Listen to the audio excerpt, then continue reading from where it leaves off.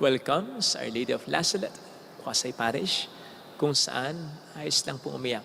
Samahan tayo ng mahal na ina sa pag-iyak at sa pagdarasal upang maging maayos ang lahat.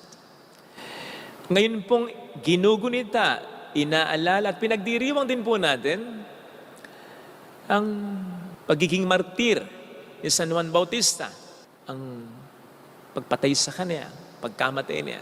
Pagnilayan po natin ang isa pa sa maaari nating sabing dahilan ng kanyang kamatayan. Of course, ang pangunahing dahilan ay ang kanyang paninindigan sa katotohanan, pero wag muna yan ang ating pagnilayan sapagkat taon-taon naman yan ang ating napagninilayan sa maraming pagkakataon. Ang isa pa na pagnilayan natin, na naging dahilan ng kamatayan ni Juan ay ang naging kasalanan ni Herodes at Herodias. Na sa aking palagay ay nagsimula lahat sa pagnanasa, lust, halayan. E ano pa nga po bang magbubunso sa atin? Sa sino man na angkinin o kunin ang isang bagay, lalong-lalo ng isang tao na hindi sa atin, kundi ang masamang pagnanasa o lust natin. Maliwanag ang sabi, lagi ni Juan Herodes, hindi matuwid, hindi tama na kunin mo ang asawa ng kapatid mo. Hindi yan sa'yo. Pero bakit kinukuha ni Herodes at bakit nagpapakuha si Herodias? Lust, pagnanasa. Of course, ang lust ay pupwede rin para sa ibang mga bagay, material na bagay, makamundong bagay, pero mag-concentrate tayo sa halayan, sa masamang pagnanasa. Mag-ingat po tayo dito sapagkat kahit sino pupwedeng mabiktima nito at maraming pupwedeng biktimahin na ito. Dahil dito, tulad ni Herodes, pupwede tayong pumatay ng relasyon, pwede tayong pumatay ng kabuhayan, pwede tayong makapatay ng isang tao. Literally or metaphorically, figuratively. Gayun din naman po, pwede tayong patayin ito.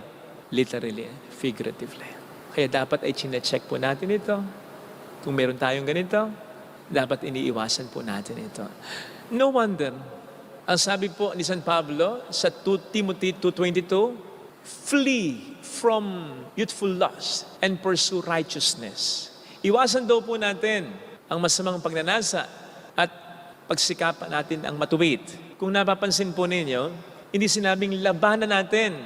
Ang sinabi, iwasan daw natin sapagkat ito yung isang uri ng kasalanan na mentras nilalabanan, lumalakas, pero kapag iniwasan, humihina. Halimbawa, nakakapanood ka ng bagay na hindi tama. Dahil may internet ka eh. Dahil may phone ka eh, may laptop ka eh. Dahil may sariling kwarto ka eh. So yun yung mga okasyon, yun yung mga bagay. Magsama ka na, halimbawa, kung meron man tao na nagiging dahilan ng pag-feed mo sa inordinate o masamang pagnanasa mo, sa lust mo, bakit di mo iwasan? Bakit hindi mo alisin ang internet mo? Bakit hindi mo iwan ang phone mo, ang laptop mo, ang computer mo sa labas bago ka pumasok sa loob ng iyong kwarto? Bakit hindi mo layuan yung taong alam mong pagkasama mo, nagkakasala lang kayo? That's fleeing from lust. While the opposite is fighting it, battling against it. Yung sasabihin mo, ay kakayanin ko sa tulong ng Panginoon. Nyari ka pang sa tulong ng Panginoon. Ay, magdadasal ako. Kapatid, kapag hindi mo iwinaksi ang mga bagay na ito, kahit pa magsabit ka ng maraming rosaryo sa dibdib mo at punuin mo ng imahe ang kwarto mo, magkakasala ka pa rin. Anong sinasabi mong tutulungan ka ng Panginoon? Hindi ba ang sabi niya, iwasan mo, taligdan mo, flee from it. Siya na nagsasabi, yes, we should fight the devil. But as regards sexual sin and lust, the best way to fight it is to flee from it. But then hindi po sapat yung we just flee from it, ha? Kung natatandaan po ninyo, ang sabi ng Panginoon, sa simula ng kanyang pangangaral ng mabuting balita, repent and believe in the gospel. Hindi niya sinabing repent lang. Hindi niya sinabing tumalikod lang sa pagkakasala. Ang sabi niya, believe also in the gospel. Kombinasyon yung dalawang yan. Sapagkat minsan nasabi na natin, ayon sa sinasabi ng Banal na Kasulatan, ayon sa ini-insinuate nito, ang demonyo talagang gusto niya, mayroong siyang napupuntahan eh. So kung paaalisin natin siya sa atin, kinakailangan may palit tayo sa kanya. Kinakailangan ang Espiritu Santo ang siyang pananahanin natin upang hindi na bumalik at upang hindi na magkaroon ng hold sa atin ang masamang espiritu. Kaya't ang sabi, not just flee from youthful lust. Ang sabi, pursue righteousness. Huwag lang umiwas sa kahalayan, sa masamang pagnanasa. Pagsikapan din ang mga bagay na matuwid. Dito natin po pwedeng sabihin, ituwid natin ang desire natin. Sapagkat yung lust, nanggagaling yan sa desire. Di ba? Naghahangad tayo ng isang bagay, ng isang tao. Ang desire ay hindi inherently evil. Neutral ito eh. Hindi naman masama ang desire eh. Sapagkat ang desire po pwedeng maging mabuti. Nagde-desire kang gumawa ng maganda. Nagde-desire kang magpakita ng maganda. Nagde-desire kang maging mabuting tao. Ang mapalapit sa Diyos. Di ba? Hindi naman pwedeng alisin ang desire at hindi naman po pwedeng natin sabihing masama ang desire. Dapat lang tama ang orientation ng ating desire.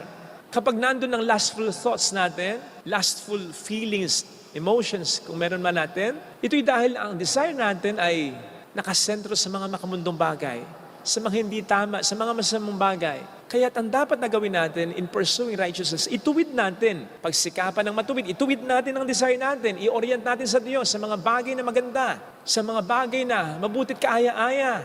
Magsimba, magdasal, magnilay ng salita ng Diyos, gumawa ng mabuti, tumulong sa iba, gumawa ng mga kapakinabang na bagay. Kasi ang katotohanan ay kung ang mga bagay na masama at makamundo ay nakapagbibigay ng kaligayahan. But of course, ang mga bagay na mabuti at makadiyos ay mas nakapagbibigay ng kaligayahan. You see, what the devil is offering us always through our desire is just a counterfeit happiness. Peking kaligayahan. Alam naman po natin ang peking kaligayahan o peking bagay, pansamantala lang. And yet we go for it, we grab it. Bakit hindi tayo maniwala sa kaligayang maibibigay sa atin ng Diyos? And then we go for it. Doon tayo mag-focus. Doon tayo ma-orient. Yun ang ating i-maximize. Yun ang ating i-pursue. At sinisigurado ko po sa inyo na mas makararamdam tayo ng kaligayahang totoo. At sa gayon, mawawalan tayo ng gana sa mga peking kaligayahan o desire na binibigay sa atin ng demonyo. Magiging ipokrito po ako kung sasabihin ko sa inyo na kailanman na hindi ako naging biktima nito ng lust.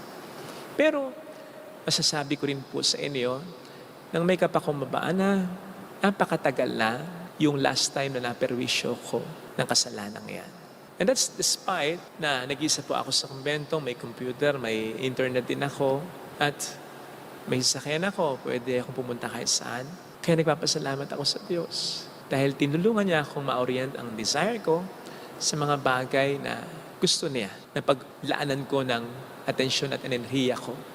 At pina-experience sa akin talaga ang kakaibang kaligayahan mula sa mga ito. Halimbawa, yung sarap ng pakiramdam pagkatapos misa, pagkatapos magdasal, yung ngiti na makikita mo mula sa mga taong binibiro mo, pinakikisamahan mo, yung gaan ng pakiramdam na pwede mo ring maramdaman mula sa mga nangungumpisal at kina-counseling mo, yung sarap ng pakiramdam na nakapagbibigay ka rin while you are also being nourished ng spiritual nourishment sa mga minimisahan mo, lalong-lalo na sa mga hindi regular na kapagsisimba tuwing linggo na pinupuntahan ko.